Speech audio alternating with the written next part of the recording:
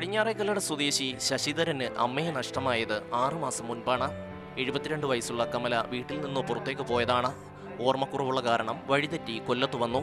പോലീസാണ് ഇവരെ അഗതി മന്ദിരത്തിലെത്തിച്ചത്. ഇന്നലെ DCC പ്രസിഡന്റ് ബിന്ദു കൃഷ്ണ അഗതി മന്ദിരത്തിലെത്തിയതിന്റെ വാർത്തയിലാണ് കമലയുടെ ദൃശ്യങ്ങൾ ശശിധരന്റെ ശ്രദ്ധയിൽപ്പെട്ടത്. ഇന്ന് രാവിലെ തന്നെ ശശിധരൻ അഗതി മന്ദിരത്തിലെത്തി അമ്മയെ കണ്ടു. മാതൃഭൂമി ന്യൂസ് കണ്ടാണ് അമ്മ ഇവിടെ ഉണ്ടെന്നറിയുന്നത്. അങ്ങനെ ഇവിടെ വന്നു അമ്മയെ കണ്ടു. ഇവിടെ എല്ലാ പോലീസ് സ്റ്റേഷനും നമ്മൾ പരാതി കൊടുത്തിരുന്ന അന്വേഷണം നടക്കുന്നെന്ന് അവർ പറയുന്ന അല്ലാതെ ഒന്നും നടന്നില്ലായിരുന്നു തോന്നുന്നു. കണക്കിന് 6 മാസമായി അമ്മ പോയിട്ട് ഇപ്പം ഇവിടെ കണ്ടുകെട്ടി. അതിൽ വലിയ സന്തോഷമുണ്ട്. വീട്ടിൽ കൊണ്ടുപോവാണ്. മകനെ കണ്ടതോടെ അമ്മയ്ക്കും വികാരമടക്കാൻ കഴിഞ്ഞില്ല.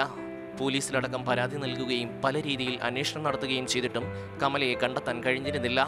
കഴിഞ്ഞ ദിവസം DCC പ്രസിഡന്റ് ശ്രീമതി ബിന്ദുകൃഷ്ണൻ അടക്കമുള്ള ആളുകൾ ഈ പോർ ഹോം സന്ദർശിച്ചിരിക്കുന്നത് മാതൃഭൂമി വാർത്തയിലൂടെ കണ്ട് വീട്ടുകാർ കാണുകയും അവിടുത്തെ ഗ്രാമപഞ്ചായത്ത് മെമ്പർ എന്നെ ഈ വിവരം അറിയിക്കുകയും ഞങ്ങൾ ഈ പോർ ഹോമിനെ സംബന്ധിച്ച് ഞാൻ ആ സമയം തന്നെ വാർത്ത ഐഡൻറ്റിഫൈ ചെയ്യുകയും തിരിച്ചറിയിക്കുകയും ചെയ്തു.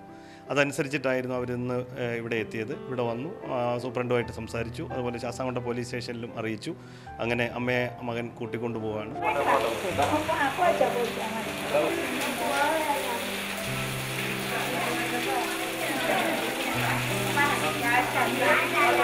അന്തേവാസികളോടെല്ലാം യാത്ര പറഞ്ഞ് ഈ അമ്മ 6 മാസത്തിന് ശേഷം മകനോടൊപ്പം സ്വന്തം വീട്ടിലേക്ക് പോയി.